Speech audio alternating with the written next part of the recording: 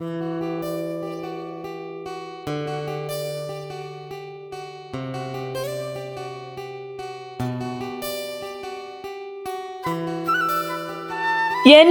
നീ 4 മണിക്ക് വന്ന് കേറിപ്പം മുതൽ തുടങ്ങിയതാണല്ലോ ഈ പരിപാടി. ഇങ്ങനെ വെള്ളം അടിക്കാനാണോ നീ ഇങ്ങോട്ട് വന്നത്? കുറെ നേരമായി ഞാൻ കാണുന്നു. എനിക്കിതില്ലാതെ പറ്റുന്നില്ല അനൂപേ. നിനക്കറിയാലോ, ഞങ്ങളൊന്ന് സ്നേഹിച്ച് സന്തോഷത്തോട് ജീവിച്ചു തുടങ്ങിയതല്ലേ ഉള്ളൂ. അന്നേരം തന്നെ യദുവിന്റെ ശബ്ദം പല സ്ഥലത്തും ഇടറിപ്പോയിരുന്നു. അവന്റെ വാക്കുകൾ പൂർത്തിയാക്കാൻ കഴിയാതെ പോയി. എന്റെ യദു, ഇതെല്ലാം വിധിയാണ്, അല്ലാതെ നമ്മൾ അനൂപിനെ പറഞ്ഞ് പൂർത്തിയാക്കാൻ സമ്മതിക്കാതെ യദുവിന്റെ ശബ്ദം അവിടെ ഉയർന്നു. അല്ല, ഇത് വിധിയല്ല നിഹാൻ. ആ പന്ന മോൻ മനഃപൂർവ്വം എന്റെ കുഞ്ഞിനെ വിടില്ല ഞാൻ അവനെ. ആ മോൻ എവിടെ പോയി ഒളിച്ചാലും കൊല്ലാക്കൊല ചെയ്തിരിക്കും ഈ യാദവ്. അവ തകർത്തത് എന്റെ കുഞ്ഞിന്റെ ജീവിതമാണ്, ഞങ്ങളുടെ സ്വപ്നമാണ്, ഞങ്ങളുടെ കുടുംബമാണ്. വെറുതെ വിടില്ല ഞാൻ അവനെ. അത് പറയുമ്പോഴും അവന്റെ കണ്ണുകൾ വന്യമായ ഒരു ഭാവമായിരുന്നു, ആർക്കും ഭയം തോന്നുന്ന ഒരു ഭാവം. അവന്റെ വിറയ്ക്കുന്ന കൈകളിൽ ഇപ്പോഴും മദ്യത്തിന്റെ ചില്ല് അങ്ങനെ തന്നെ ഇരിപ്പുണ്ട്. രോഹിത്തിന്റെ കണ്ണിൽ ഇതെല്ലാം കണ്ടിട്ട് വല്ലാത്ത ഭയം നിറഞ്ഞു നിൽക്കുകയാണ്. സഹോദരിയുടെ ദുരാവസ്ഥയ്ക്ക് കാരണക്കാരനായവന്റെ കാര്യം പറഞ്ഞപ്പോ തന്നെ ഇരുന്നിടത്ത് നിന്ന് ചാടി എഴുന്നേറ്റ് മുന്നിൽ കണ്ട മദ്യക്കുപ്പി എടുത്ത് ആ ദേഷ്യത്തിൽ മേശയിലേക്ക് തന്നെ അതടിച്ച് അതിന്റെ കൂർത്ത ഭാഗവും കയ്യിൽ പിടിച്ചു നിന്ന് ഉറഞ്ഞു തുള്ളുകയായിരുന്നു യദു. രോഹിത്തിന്, വിഷ്ണുവിനും അനൂപിനും എല്ലാം ഇതൊരു പുതിയ കാഴ്ചയായിരുന്നു. എന്നും എപ്പോഴും ശാന്തശീലനായിരുന്നവൻ ഇന്നിങ്ങനെ ഇത്ര ക്രോധത്തോടെ നിൽക്കുന്നെങ്കിൽ അതിനൊരൊറ്റ കാരണമേ ഉള്ളൂ. അവന് തന്റെ കുഞ്ഞിപ്പെങ്ങളുടെ ഈ അവസ്ഥ, അതിന് കാരണക്കാരനായവനെ വെറുതെ വിടാൻ ഒരിക്കലും അവൻ തയ്യാറാകില്ല. അവന്റെ ഒപ്പം തന്നെ തങ്ങളും എന്നും ഉണ്ടായിരിക്കും. അത് അവരുടെ മനസ്സിലുമുണ്ട്. കാരണം കാണാൻ തുടങ്ങിയ നാൾ മുതൽ അവൾ തങ്ങളുടെ പെങ്ങളാണ്. എടാ യദു, നീ എന്തൊക്കെയാ കാണിക്കുന്നത്? ആ ചില്ലിവിടത്താ, ഇനി അത് കയ്യിൽ കുത്തിക്കയറ്റി അടുത്ത പ്രശ്നം ഉണ്ടാക്കരുത്. അതും പറഞ്ഞുകൊണ്ട് വിഷ്ണു അവന്റെ കയ്യിൽ നിന്ന് ആ ചില്ലി ഗ്ലാസ് ബലമായി തന്നെ പിടിച്ചു വാങ്ങി. എടാ, നീ ഞങ്ങൾ പറയുന്ന ഒന്ന് മനസ്സിലാക്ക്. ഇങ്ങനെ വെള്ളമടിച്ച് നശിച്ചിട്ട് ഒരു കാര്യവുമില്ല. അവൻ ആരാണെങ്കിലും നമുക്ക് കണ്ടെത്താം. അത് പോരെ നിനക്ക്? ഓ, നിനക്കൊക്കെ ആ വാർത്തയിൽ കാണുന്ന വെറും ഒരു പെണ്ണ് മാത്രമാണല്ലോ അല്ലേ? സോറി, എന്റെ വേദന ടെൻഷനും നിങ്ങളെയൊന്നും ബാധിക്കില്ലല്ലോ അല്ലേ? ഞാൻ അതൊരു നിമിഷം മറന്നുപോയി. സോറി, ഇനി ഉണ്ടാവത്തില്ല. എടാ യദു, ഞങ്ങൾ അങ്ങനെ വേണ്ട, നിങ്ങൾ ആരും ഇനി ഒന്നും പറയണ്ട. സോറി അളിയ, ഇനി ഉണ്ടാവില്ല. അത് പറഞ്ഞുകൊണ്ട് നിലത്ത് ഉറക്കാത്ത കാലുകളുമായി അവൻ ഇരുന്നിടത്ത് നിന്ന് എഴുന്നേറ്റ് അകത്തേക്ക് നടന്നു. എടാ വിഷ്ണു, ഇവൻ എന്താടാ ഇങ്ങനെയൊക്കെ? ആളാകെ മാറിയല്ലോ. അനൂപ് അത് പറഞ്ഞുകൊണ്ട് നടന്നു പോകുന്നവനെ ഒന്ന് നോക്കി. പലയിടത്തും വീണുപോകാൻ പോകുന്നവനെ അനൂപ് പിടിക്കാൻ നോക്കിയപ്പോൾ വേണ്ടെന്ന് പറഞ്ഞ് അവൻ തന്നെയാണ് മുന്നിലേക്ക് പിടിച്ച് നടന്നത്. അവന്റെ രക്തമല്ലേടാ, അവന് പൊള്ളും. കാഴ്ചക്കാർക്ക് അതിന്റെ വേദന അറിയില്ല. 3 പേരും വേദനയോടെ അവൻ പോകുന്നത് നോക്കി നിന്നു.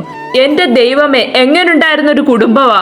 നമ്മൾ തന്നെ മദ്യപിക്കാൻ കുപ്പി വാങ്ങിച്ച നമ്മളെ ചീത്ത പറയുന്നവനാ ഇപ്പോൾ ഇങ്ങനെ അടിച്ച് ഒരു ബോധവുമില്ലാതെ.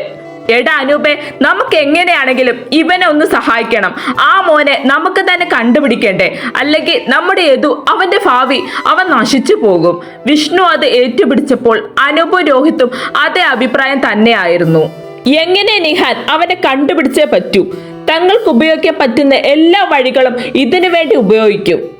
നിഹാന്റെ അടുത്ത് നിന്ന് മുറിയിലേക്ക് നടക്കുമ്പോഴും ഇസഹാക്കിന്റെ ഉള്ളിൽ ഒരേപോലെ കുഴയുന്ന ഒരു ചോദ്യമായിരുന്നു, എങ്ങനെ മേധയുടെ കൈകളിൽ മയക്കുമരുന്നുകൾ എത്തിയെന്ന്. അധികം സുഹൃത്തുക്കളുടെ വലയമില്ലാത്ത, അധികം കറക്കുമോ പാർട്ടികളോ ഒന്നുമില്ലാത്ത ഒരു സാധാരണ പെൺകുട്ടി. അച്ഛൻ, അമ്മ, ഏട്ടൻ അവരുടെ തണലിൽ പറ്റിച്ചേർന്ന് വളർന്നവൾ. അവൾക്ക് ചുറ്റും സംശയം സൃഷ്ടിക്കുന്ന ഒന്നും തന്നെ ഇല്ല. എന്നാൽ മറിച്ചും തിരിച്ചും ആലോചിച്ചിട്ടും ഉത്തരത്തിലെത്താൻ കഴിയാത്ത മേഖലയിൽ നിന്ന് തന്നെ വേണം എല്ലാത്തിനും ഉത്തരം കണ്ടെത്താൻ. കുഞ്ഞിന്റെ DNA, അതിൽ കൂടെ വേണം ആളെ കണ്ടെത്താൻ. എന്നാൽ അതിനു വേണ്ടി വരുന്ന സമയം അത് കൂടുതലാണ്. ഇത്തരം ആലോചനകൾ കാട് കയറുമ്പോൾ ഫോൺ മേശപ്പുറത്ത് വെച്ച് ഷർട്ട് ഊരി കട്ടിലേക്ക് ഇട്ടുകൊണ്ട് ഒരു സിഗരറ്റും കത്തിച്ച് അവൻ ബാൽക്കണിയിലേക്ക് ഇറങ്ങി. ബാൽക്കണിയിൽ അങ്ങനെ നിൽക്കുമ്പോഴും അവന്റെ നോട്ടം വിജനമായ ആ ഇരുണ്ട് മൂടിയ ആകാശത്ത് തന്നെയായിരുന്നു. ഈ ഇരുട്ട് തന്നെയാണ് മേധയുടെ കേസിന്റെ കാര്യത്തിൽ ഇപ്പോൾ ഉള്ളത്. അതിലേക്ക് ഒരു വെളിച്ചം വീശണം എങ്കിൽ അവനൊരാലോചനയുടെ ഒരു പഫ് വലിച്ചു വിട്ടു. അതിന്റെ പുക ശൂന്യാകാശത്ത് അങ്ങനെ തങ്ങി നിൽക്കുമ്പോഴാണ് അകത്ത് മേശപ്പുറത്തിരുന്ന അവന്റെ ഫോൺ ശബ്ദിച്ചു തുടങ്ങിയത്. ഇതാരാ ഈ നേരത്ത് എന്ന് മനസ്സിൽ ചോദിക്കുന്നതിനോടൊപ്പം തന്നെ അവൻ ആഞ്ഞൊരു പഫും എടുത്തതിന് ശേഷം സിഗരറ്റ് താഴേക്കിട്ട് അത് കാലുകൊണ്ട് ഞെരിച്ചമർത്തി. പുക പുറത്തെ കൂതിക്കൊണ്ട് അവൻ അകത്തേക്ക് നടന്നു. മേശപ്പുറത്തിരുന്ന ഫോണിലേക്ക് ഒന്ന് നോക്കി. ഒട്ടും പരിചിതമില്ലാത്ത ഒരു നമ്പറിൽ നിന്നാണ് കോൾ വന്നിരിക്കുന്നത്. അവൻ ഫോൺ അറ്റൻഡ് ചെയ്ത് ചെവിയോട് ചേർത്തു. ഹലോ. അവന്റെ ശബ്ദം ചെന്നപ്പോ തന്നെ മറുവശത്ത് നിന്ന് സംസാരിച്ചു തുടങ്ങിയിരുന്നു. ഹലോ, ഞാനാണ് മിലാന. നിങ്ങൾ പറഞ്ഞതെല്ലാം ചെയ്തു. എടുക്കാൻ പറഞ്ഞതെല്ലാം ഞാൻ എടുത്തിട്ടുണ്ട്. Okay, good. അങ്ങനെയാണെങ്കിൽ എപ്പോഴൊന്ന് കാണാൻ പറ്റും? താനത്തിന് എന്നെ കാണുന്നത് തന്റെ മനസ്സിലിരിപ്പൊന്നും നടക്കാൻ പോകുന്നില്ല ഈ മിലാനയുടെ മുമ്പിൽ. എടി കോവർ കരുതേ, ഞാൻ അത്രയ്ക്ക് മുട്ടി നിൽക്കൊന്നുമല്ല. പിന്നെ ഈ നാട്ടിൽ വേറെ പെണ്ണില്ലാതെ വന്നാലും ഈ ഒരു കാര്യത്തിന് ഞാൻ നിന്റെ പുറകെ നടക്കാനും പോകുന്നില്ല. പഠിപ്പിക്കുന്ന സ്റ്റുഡന്റ് ആയി പോയി. അല്ലെങ്കിൽ ഇതിനുള്ള ഉത്തരം നല്ല വൃത്തിയായിട്ട് തന്നെ ഞാൻ പറഞ്ഞു തന്നേനെ. താൻ ഇതിൽ കൂടുതൽ ഇനി എന്ത് പറയാനാണ്? താനൊക്കെ ഒരു സാറാണോ? തന്റെ വാക്കും കേട്ട് എല്ലാം ചെയ്തിട്ട് വിളിച്ചില്ലേ? എന്നെ തന്നെ പറയണം, നിന്നെ തന്നെ പറയണം. എന്തെങ്കിലും ആരെങ്കിലും പറയുന്നത് മുഴുവൻ കേൾക്കാതെ അവളുടെ അഹങ്കാരം. എനിക്ക് അഹങ്കാരമാണെങ്കിൽ തനിക്ക് എന്താണോ? താനല്ലല്ലോ എനിക്ക് ചെലവിന് തരുന്നത്. അങ്ങനെ ഒരു ഗതികേട് എനിക്ക് വരുവാണെങ്കിൽ അന്ന് ഞാൻ കെട്ടിത്തൂങ്ങി ആടും. എന്നാലും നിന്നെ നോക്കുന്ന ഒരു ഗതി അത് ഈ ഇസഹാക്കിന് ഈ ജന്മത്തുണ്ടാവില്ല. തന്നെ പോലുള്ള പണ്ടാരങ്ങൾ ചാവുന്നത് തന്നെ നല്ലത്. ബാക്കിയുള്ളവർക്ക് കുറച്ചെങ്കിലും സമാധാനം കിട്ടും. തന്നെ കണ്ട നാൾ തുടങ്ങിയതാണ് എന്റെ കഷ്ടകാലം. മിലാന അവന് മുന്നിൽ കിടന്ന് തുള്ളി. എടി പെണ്ണെ, അല്ലെങ്കിൽ തന്നെ എനിക്ക് അങ്ങ് കൊണം വന്നിരിക്കുക. അതിന്റെ ഇടയ്ക്ക് പൊന്നു മോളെ ചിലയ്ക്കാൻ വന്നാല് എന്റെ വായിൽ നിന്ന് വല്ലത് കേൾക്കും. അതുകൊണ്ട് എന്താണെന്ന് വെച്ചാൽ പറഞ്ഞിട്ട് പോകാൻ നോക്കടി. കൂടുതലൊന്നും പറയാനില്ല. ഇയാൾ പറഞ്ഞതെല്ലാം ഞാൻ ചെയ്തിട്ടുണ്ട്. അവിടുന്ന് എടുക്കാൻ പറ്റുന്നതൊക്കെ എടുത്തിട്ടുണ്ട്. അത് തന്നെയല്ലേ കോവർ കരുത് നിന്നോട് ഞാൻ പറഞ്ഞത്, അതെപ്പോൾ എനിക്ക് തരാൻ കഴിയുമെന്ന്. അതിനല്ലേടി നീ ഇത്രയൊക്കെ കിടന്നുറഞ്ഞു തുള്ളിയത്. നാളെ എനിക്ക് അമ്മച്ചിയുടെ വീട്ടിൽ ഒരു ഫംഗ്ഷൻ ഉണ്ട്. അതുകൊണ്ട് നാളെ പറ്റത്തില്ല. മറ്റന്നാളാണെങ്കിൽ പള്ളി വരുന്നുണ്ട്. അവിടെ വന്നാൽ കാണാം. ഓ, ഈ കുരിശിനെ കാണാൻ പള്ളി എങ്കിൽ പള്ളി. അങ്ങനെയെങ്കിലും താനൊന്ന് ദൈവത്തെ കാണണോ?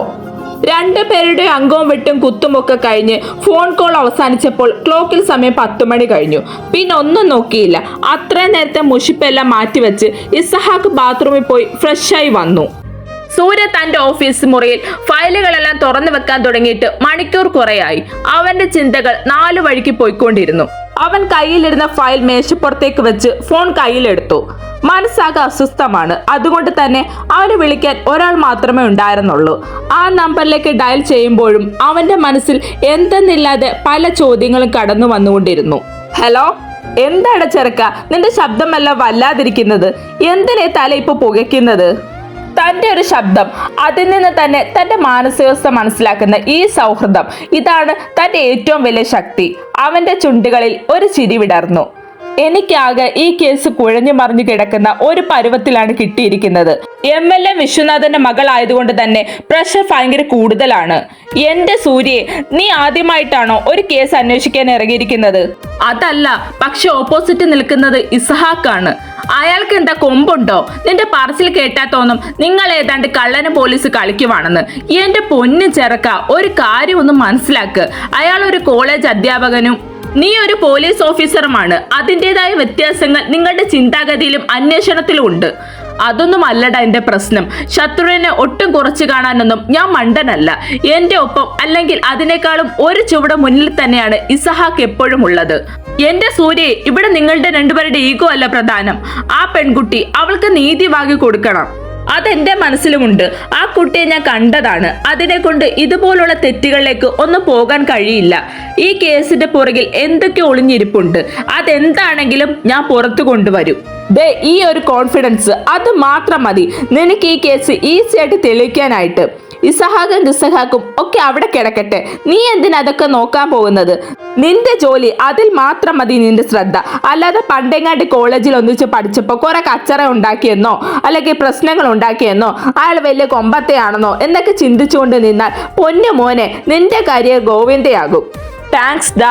ഒത്തിരി ടെൻഷൻ ആയിരിക്കുമ്പോഴും ഇങ്ങനെയൊക്കെ ഡിസ്റ്റർബ് ആകുമ്പോഴും നിന്റെ കൂടെ കിട്ടുന്ന ഈ ഒരു ടൈം ഉണ്ടല്ലോ, അതാണ് എൻ്റെ ചിന്തകളെല്ലാം മാറ്റിമറിക്കുന്നത്. ഇപ്പോൾ എനിക്കൊരു പോസിറ്റീവ് മൈൻഡ് ഉണ്ട്.